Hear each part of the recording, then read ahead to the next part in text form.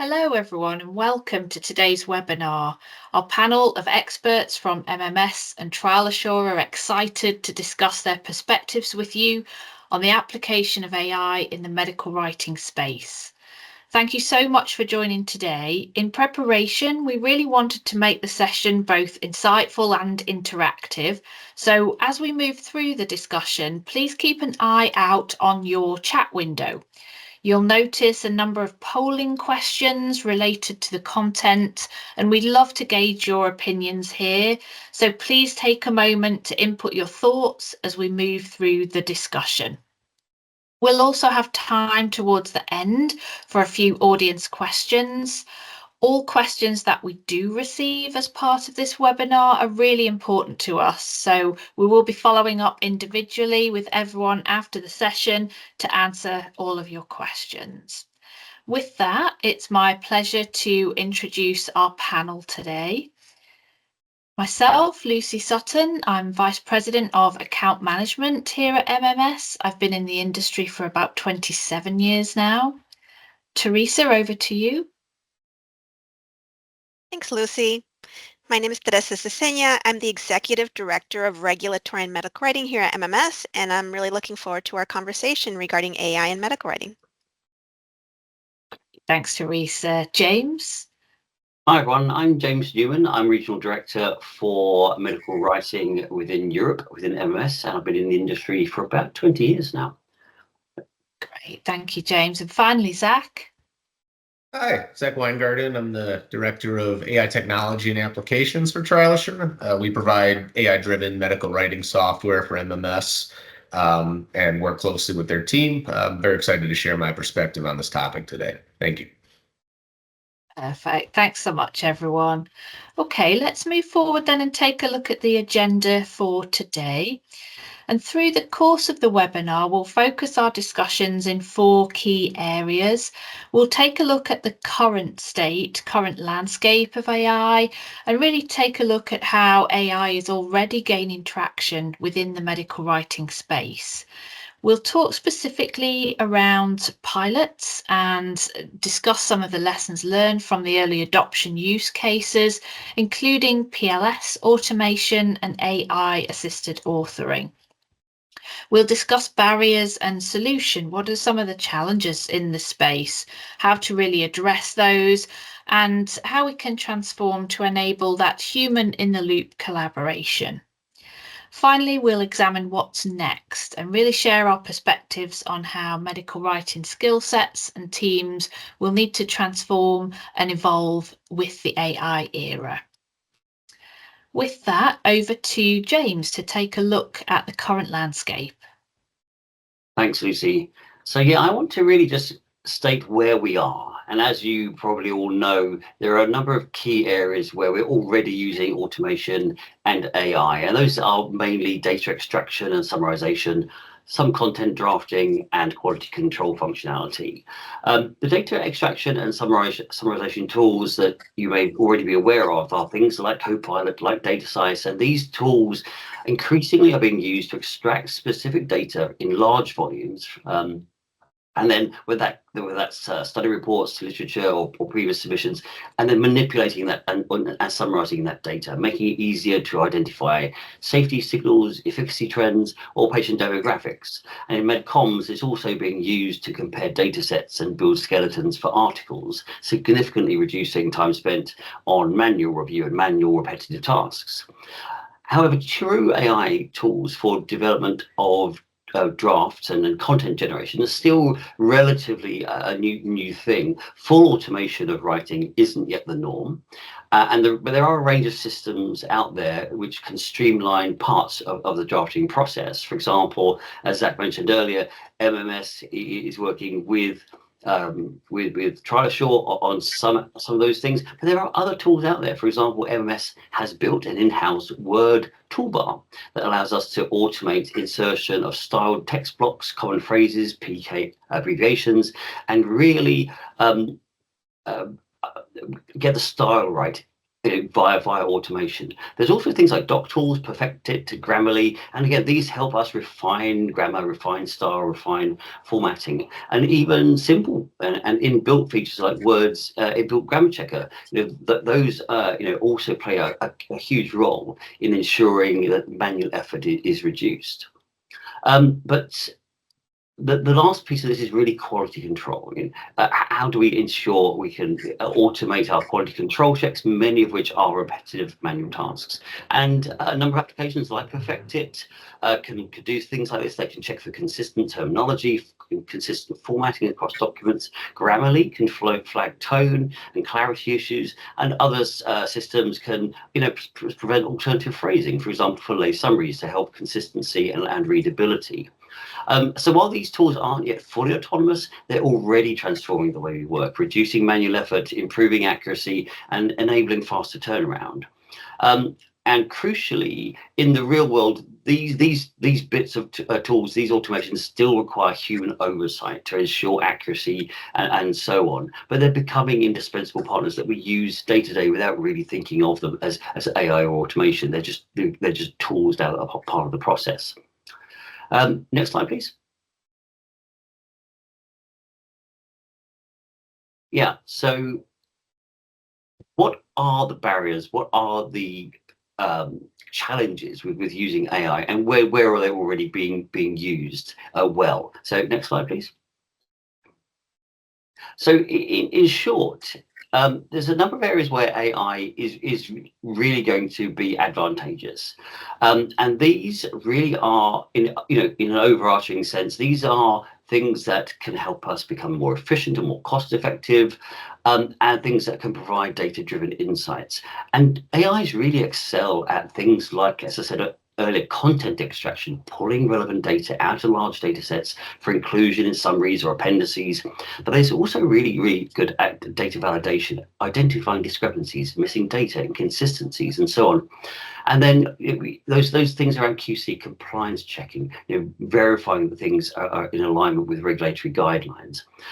Language processing, obviously we have large language models, but large language processors can really enhance the clarity, the readability of documents through natural language processing. But they can also, AIs can also be used to automate formatting. And again, it's about consistency between documents, doing those manual things, which would take us a lot of time, but are relatively simple, and that would then get automated to reduce or eliminate the manual effort. And then last but not least, really, especially in big submissions, one of the big challenges is consistency checking that things are done the same way across large numbers of documents, and AI again can step in and really help us there. But however, there are still some disadvantages. We really have to admit that. And they generally, in an overarching sense, those are things to do with complexity, with creativity, and to a certain extent with certain kinds of compliance. If any of you have used an AI tool in your personal life, you'll know that sometimes it struggles to understand complex prompts. If you give it too much to do in one block, it'll struggle. It'll either give you part of what you want or veer off course and interpret what you think it thinks you want and give you something which is inappropriate. It's not always very good at creative problem solving. It can't replicate innovative human thinking that we as experts bring to resolve unique challenges by drawing on our own life experience. And that includes things like nuanced interpretation.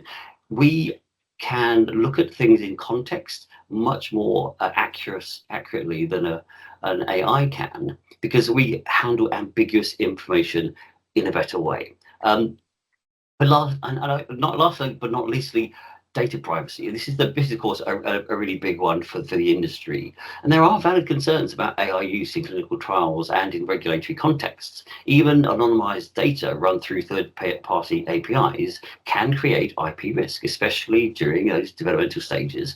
And there are some data that suggest that about 83% of pharma companies all still lack automated controls to prevent sensitive data leakage through AI tools. And Part of the problem is that large language models are not natively GXP compliant. As you know, 21 CFR Part 11 requires all tools used in submissions to be validated, to be version opted, to be auditable. But AIs are generally black boxes. They don't have source transparency, they don't have deterministic outputs, and they're very rarely reproducible. So this causes an inherent conflict between what we want them to do and what they are able to do or designed to do. Then, of course, one of the other concerns that feeds into this is many companies still haven't really figured out their AI usage policies, access controls, and how to create audit trails, and really to understand what an AI has done and what humans have done. And this situation creates inadequate safeguards that risk IP, risk data leakage, and then goes to create a perception, at least, that AI tools, maybe are something to be wary of. Next slide, please.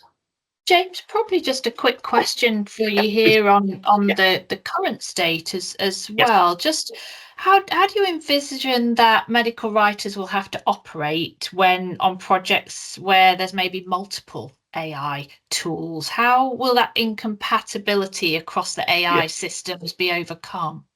Yeah, that's a really good question, because one of the things I've discovered using different tools is that there's no single AI tool is a panacea. No tool will do everything you want it to. So what I see happening is that a medical writer will have to become a coordinator for using different tools at different places for different tasks. So you might use one tool for part of your validation. You might use a different tool for language processing, and really you have to be in a situation where your writer understands what the capabilities of each are and is not trying to overstretch them and getting an inappropriate result out. So it's going to be about knowing what each can do, know when to use them, and really building that into your processes.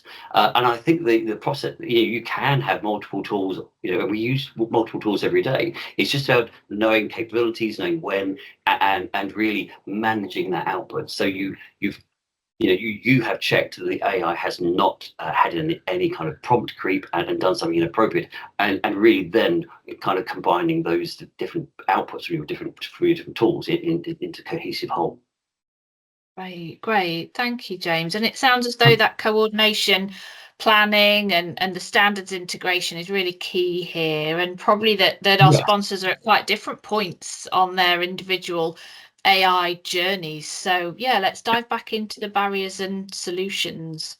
Yeah, and you're right. The evidence is that many different companies are in very, very different places. Some are very well advanced, and everyone's getting AI training, and this is part of what I'm going to say. But some are, a little bit further behind. But the key things that I think we as an industry are going to have to do, really, to make AI part of our everyday work life is one of the first things I said there, which is governance. We have to make sure that we understand what acceptable use for AI is. This tool is good at this tool is not good for that. Don't use this tool because it might release your IP information. So we have to define what the usage criteria are for each different tool.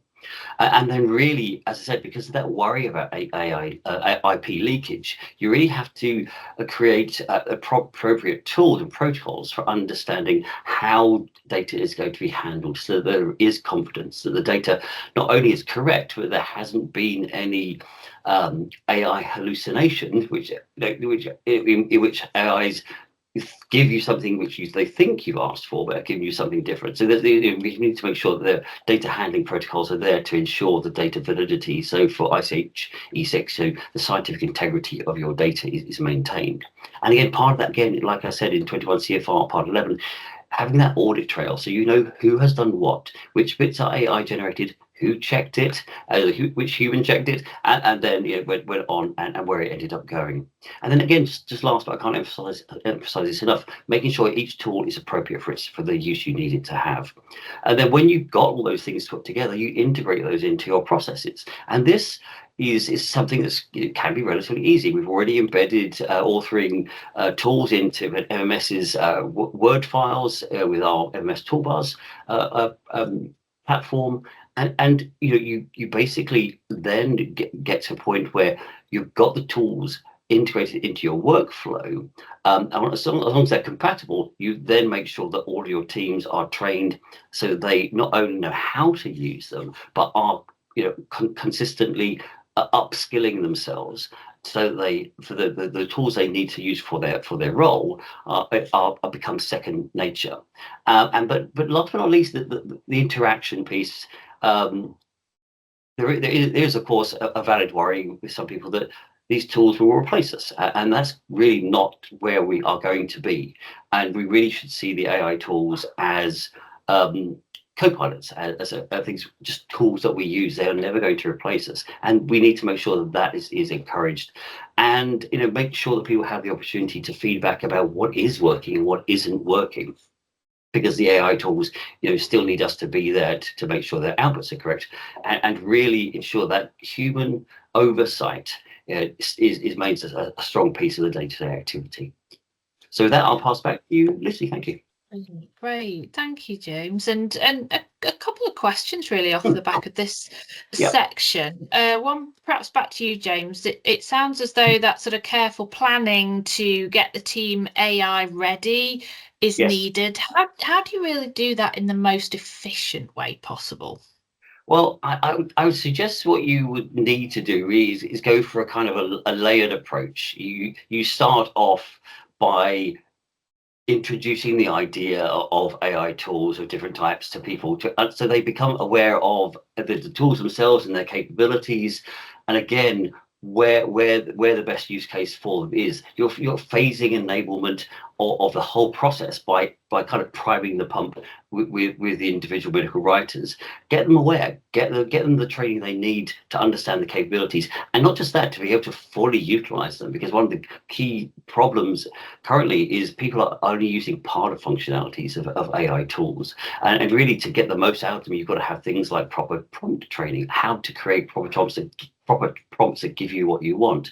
And through that training, get people familiar with their use, and again, that builds the confidence and shows the value. And once you've got them, that training, and you're at the same time, you want to be integrating those tools, as I said, in the process, so that when it comes to the red letter day and the tools become available for general use within your company, everyone is ready to hit the ground running. Everyone is confident. Everyone knows what the capabilities of each are and how to check what they've done, so that we're sure about that data integrity. And then last but not least, champions. I'm a big fan of champions. Find people that are going to be those early adopters and really get them trained up to a higher level, make them available to support others, set up networks, set up best practices, and really help people self-actualize and really refine what they can do by mutual support. And I think that would allow us to then have rapid adoption, minimal disruption, and a strong foundation for future use. Right, great. Agree with you 100%, James. I really like what you said there. And it sounds as though that careful planning, that well-trained team, and that forward-thinking approach are really essential here for success. And Zach, probably a question for you here. How do you give assurance to sponsors and other stakeholders that the technology being used is safe? Yeah, it's a great question. And obviously that comes up a lot. Basically, I mean, there's ways that you can architect how you're using AI and how behind the scenes that model is processing and storing information. So essentially what you can do is set it up so that any information that it's ingesting in order to formulate its response is not being retained or stored or used for training in any for anything in the future. So there's no risk of it sort of remembering or regurgitating any information that was in your sources. So you want to just make sure that you're setting it up in that manner, and through APIs, it's kind of able to silo that information, and it uses all of its previous training that it's been provided, and it's responding contextually within the context of the sources.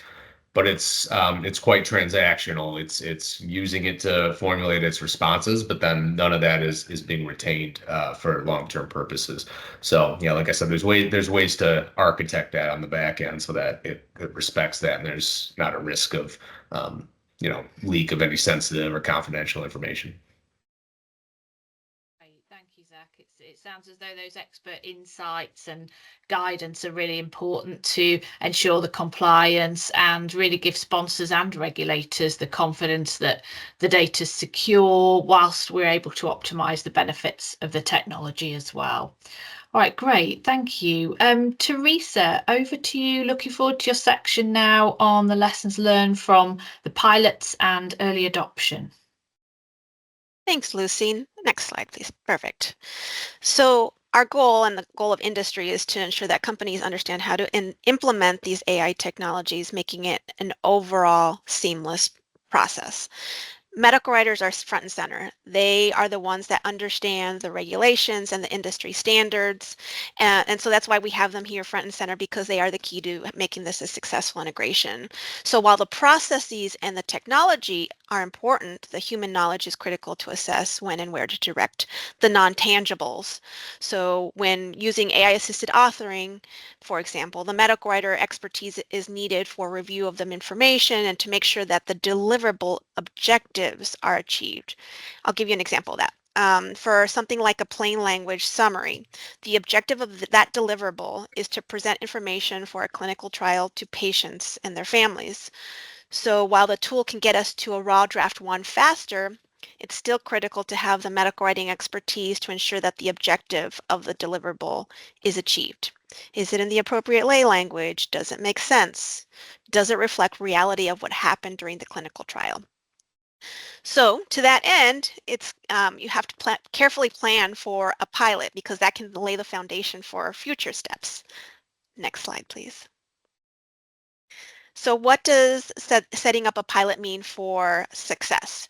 That means that you have a plan of how to get to the question that you're trying to ask. So if you're trying to assess whether a certain tool is getting you to a faster draft 1 relative to manual effort, you want to make sure to set up the testing matrix in a way that answers that question. So let's say you're trying to tackle a pilot for something like a clinical study report. Making sure that you have, of course, the appropriate sources, whatever would feed into that CSR, like a protocol, the TLFs or the SAP, and making sure that those sources are amenable to use within for a given AI tool. You can utilize existing tags and prompts. So the tags are the pieces that may be a part of telling the AI tool, here's the section where we want this type of information to feed into. And the prompts, as discussed earlier, are the instructions that you give to the AI tool to tell them, here's what I want for this specific section. So that's part of it. And then, of course, the training on the tool itself, that should happen before the pilot even begins. We have found that to start with a pilot, you need writers who already have experience on that specific deliverable. That's a non-negotiable for us right now. But the tool, not so much. Most of the tools that we utilize and that others utilize are pretty easy to learn. So you can get a team up to speed quickly with the tool itself. The deliverable, not so much, because you don't want to complicate the metrics that you may be collecting for a specific pilot. So we typically recommend something like having an MMS coordinator that makes sure things move forward, that they set up the testing matrix, having at least 2 or 3 testers. Sometimes sponsors may want some testers on their side in addition to something that a vendor may use, and having, of course, an SME review to review the outputs to make sure that they're of high quality, and of course a tool representative.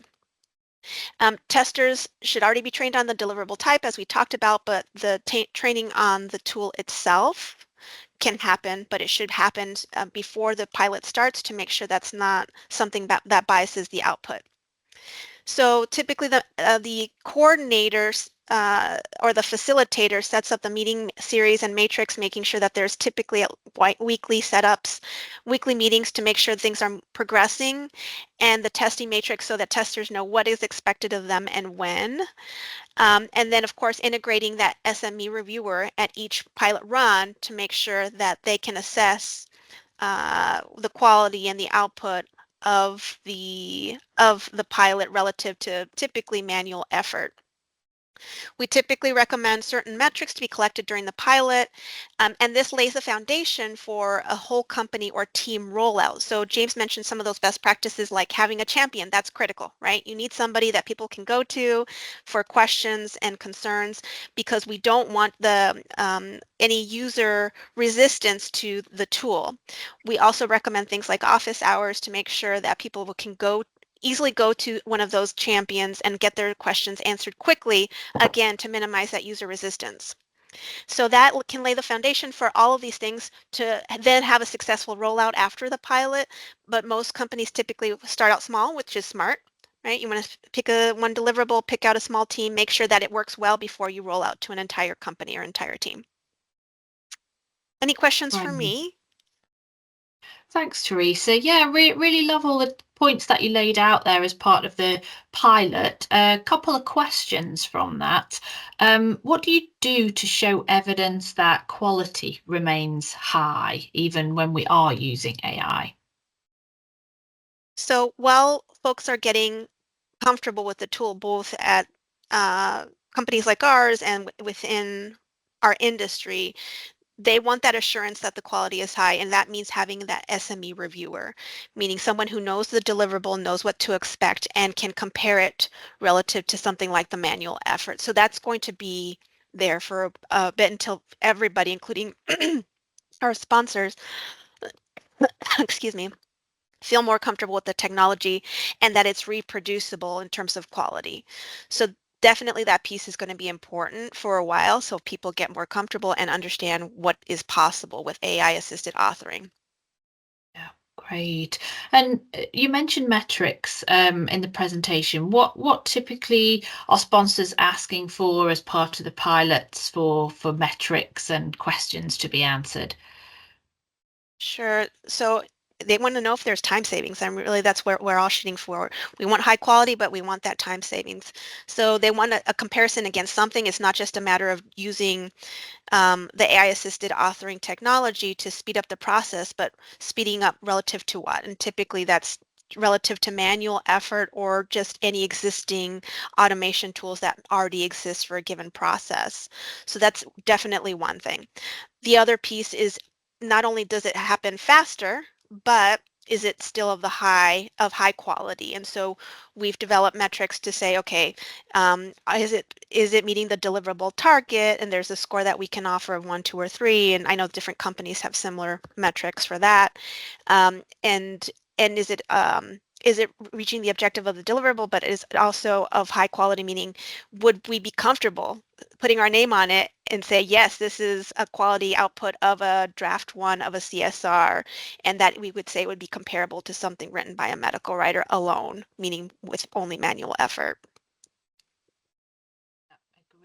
And it sounds as though pilots are really critical to practical innovation and adoption of AI, and in particular that SME engagement, really important to ensure the output is aligned with the expectations from the pilot. So, clearly sponsors are wanting to see the value add, and by implementing those clear measures as you've described there really allows them to do that.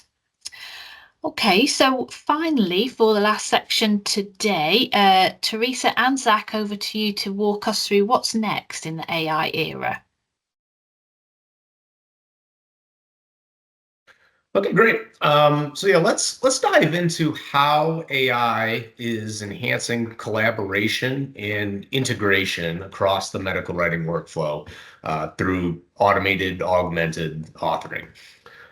So obviously, one of the biggest changes we're seeing here is that AI can now take on the task of generating that first draft of content for documents like clinical study reports, for example. And so this includes everything from summarizing study design and endpoints to crafting descriptions of patient disposition, safety outcomes, and all pulled from structured data and existing unstructured source documents, multiple different sources, and summarizing it. And what used to take days or even weeks to assemble can now happen in minutes. But Of course, this doesn't eliminate the medical writer. In fact, it more elevates their role. And this is why we call it augmented writing or assisted writing. Instead of starting from a blank page or a template, the writers now begin with a well-structured AI-generated draft, which then they can apply scientific judgment, regulatory expertise, and just contextual understanding to refine it. So the writer remains in full control. The writer's job is to ensure that the message is clear, it's accurate, it's compliant, it's appropriate for the audience, and all of those things. So AI really just becomes sort of a force multiplier. It speeds up the work while leaving the critical thinking and decision making to the human expert, and that's very important. And so this type of augmentation also improves the overall collaboration. So traditionally, medical writing has been a very sequential process. The statistician might finalize the outputs, the writer drafts, reviewers weigh in, publishing comes in at the end. And so you've got all these different handoffs. Each one takes a little bit of time. And then, you've got version control you've got to worry about and other things. So this is another area where AI is changing. So by kind of breaking down these different silos, it enables us to work more collaboratively and in more of a real-time environment. So, for example, if a programming team updates a data set that's being used as the source, those changes can automatically flow into the drafted CSR. Which means, the medical writer maybe doesn't need to manually copy over numbers or double check tables, and they can focus still more on the context, the interpretation, ensuring the message is clear and compliant. And this kind of connected workflow not only reduces duplication of effort, but it accelerates review cycles. Everyone, whether it's a project manager, statistician, publisher, is working with the same up-to-date information, and that ensures teams spend more of their time where human expertise matters most, which is scientific accuracy, nuanced messaging, and just the broad regulatory strategy. So now turning to regulatory trends, we're at a really interesting moment. Regulatory agencies are definitely starting to acknowledge the use of AI in clinical and regulatory submissions, which is a huge shift from just a few years ago when it was seen as more experimental in this space. The expectation is now it's not just efficiency, it's about trust and transparency. Regulators, they want to see clear documentation of how AI was used, what human oversight was applied, and how patient privacy and data integrity were maintained throughout the process. So looking ahead, we may even see agencies move from accepting AI to even, requiring it in certain areas, especially where it can enhance standardization and reduce the risk of error. For example, maybe in routine sections of clinical study reports or plain language summaries and things of that nature. So while the tools are advancing quickly, it's really about how we prepare our teams and processes by ensuring human experts remain in the loop, guiding the prompts, validating the outputs, applying critical judgment. We can leverage AI to improve efficiency without compromising quality or compliance. So in short, AI is helping us work faster and smarter across functions while also fitting into a regulatory environment that's rapidly evolving. And as my colleague Teresa will share, success depends not just on the technology, but also on how we manage the operational change that comes with it. So Teresa, over to you. Thanks, Zach. So just a few things to follow up on. So ethical considerations, and I know James alluded to some of this already, but having the AI as the decision maker still makes people nervous, right? So we want to make sure that we give ourselves and those around us confidence that humans are still in the thick of it, that the AI is not making the final decision on things like confidential client information or personal protected data or CCI and PPD. So balancing that AI efficiency with ethical considerations. That also means ensuring that teams especially medical writers, are comfortable using the tools and know what it can and cannot do. Because like Zach mentioned, that transparency is critical, right? When are we using it and how are we using it? That we have to make sure that we're sharing that. Um, we've gotten a lot of questions also about world use and where it's going. And so some really interesting things are coming about. James already mentioned some of the things that we're using AI for now. As next steps, where is it going to go? Some things like the smart reviews. What that means is flagging those inconsistencies when a reviewer may make a comment or things that are inconsistent across different sections within a document or across related documents. And I think that will be another advantage that will happen with AI assisted authoring in the future, which will be really cool. And of course, will have its own additional time savings. Having the AI help us to tailor the content for different stakeholders and different regions. Right now, when we do something like translation, for example, it typically is that we'll have a deliverable, we'll write it, and then once it's finalized, it's translated into different languages.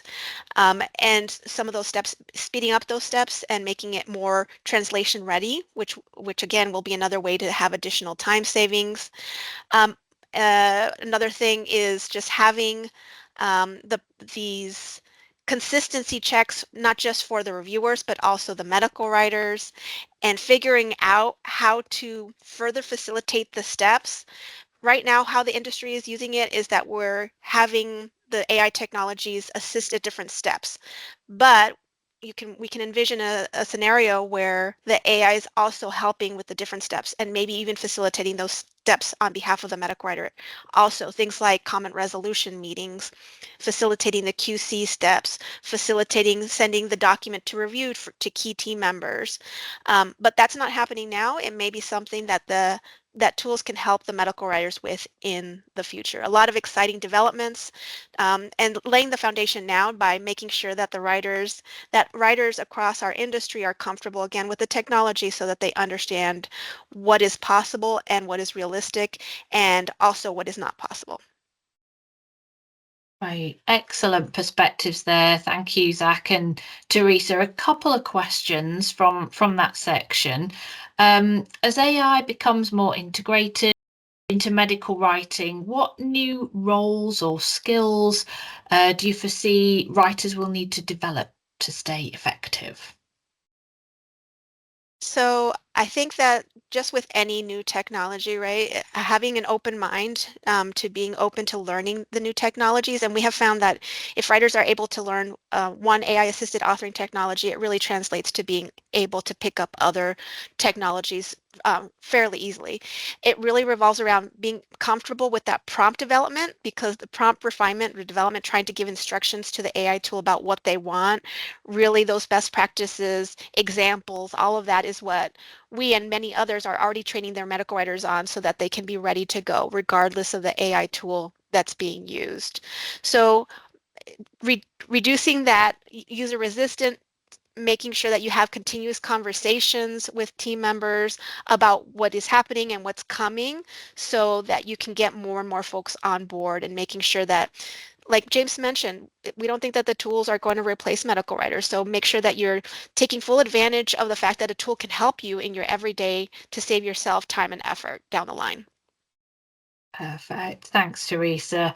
Just one more question on this section. How do you ensure that AI generated content doesn't compromise quality or accuracy?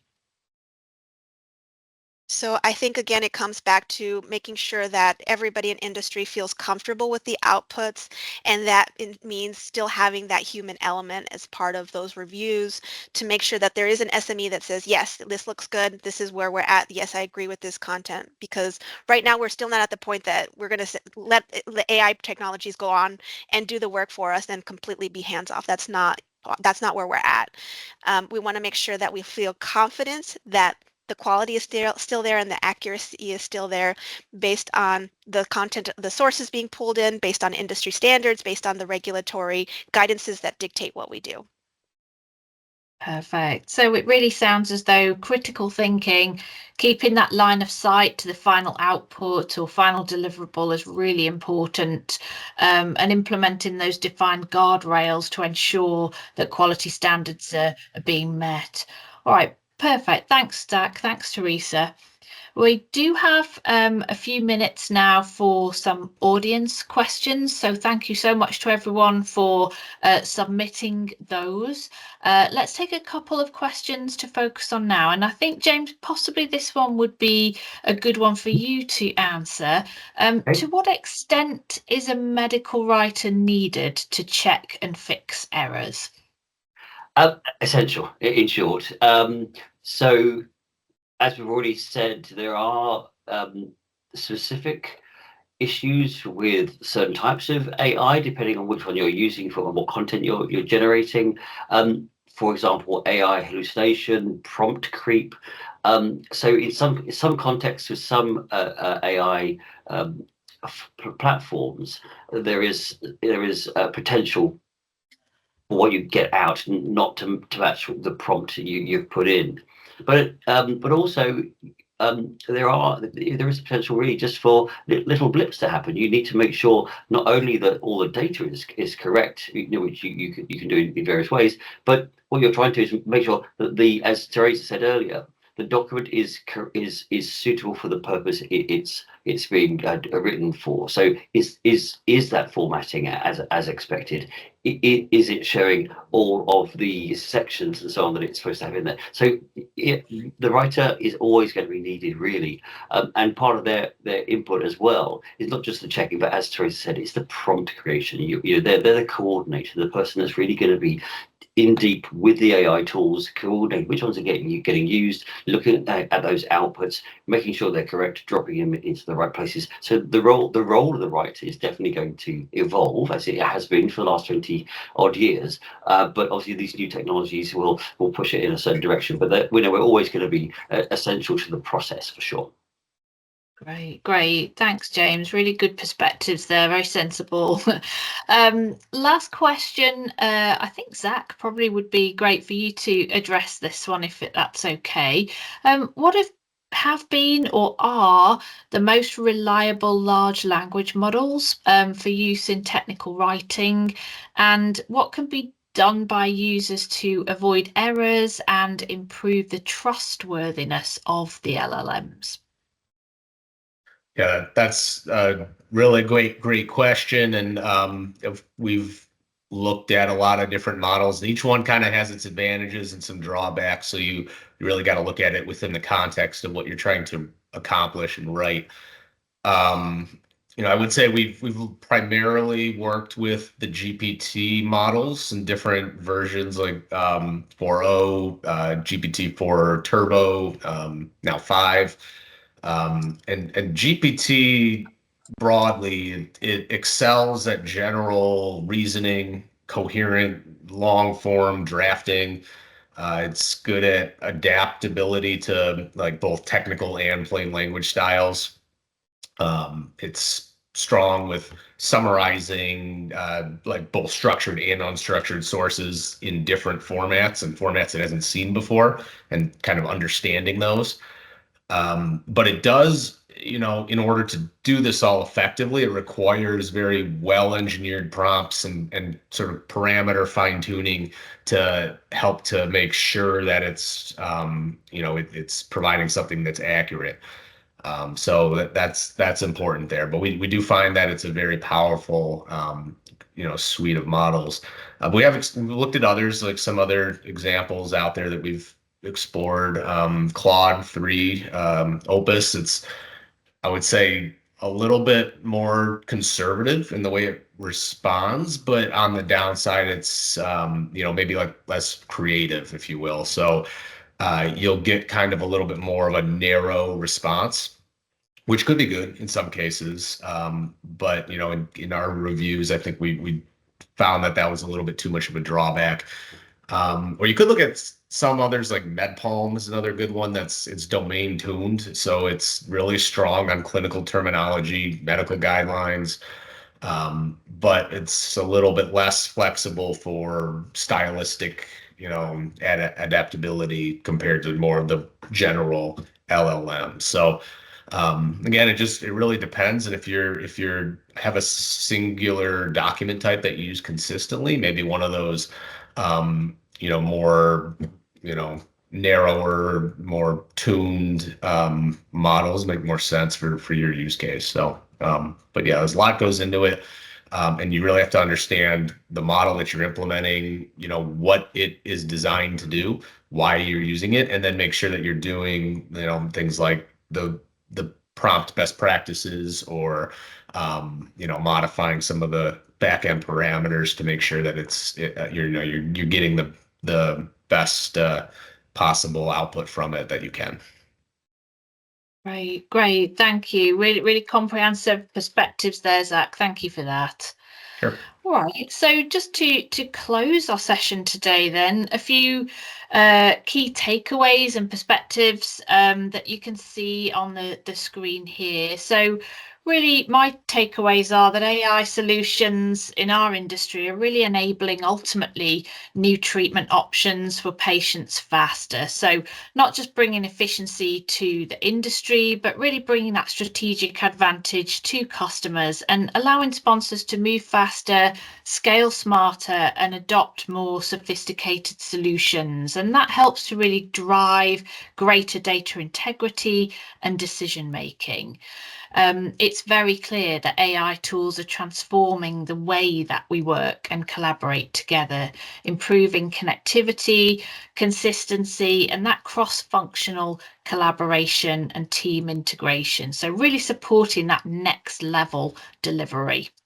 And we can really view AI tools as our teammates, essentially, really working together in synergy with industry experts.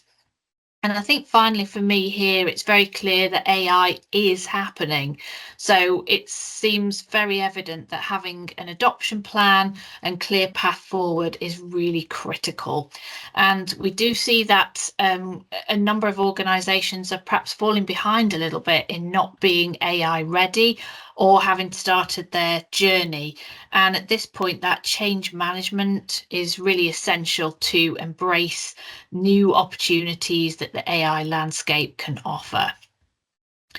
So in final wrap up for today, a huge thank you again for attending. We really hope that you found the discussion interesting. Thanks so much to our expert panel for the information and perspective shared today. We will be sharing a follow-up article that will include the insights from the polling questions that have been appearing throughout the session. So please do follow our MMS page on LinkedIn to catch the results from that. If you would like to reach out to our panel or to MMS with any additional follow-up questions, then please do reach out on the email or QR code that's shown on the screen just now, or alternatively, you can simply visit our website. All right, huge thanks again to both the panel and attendees, and wishing you a great rest of the day.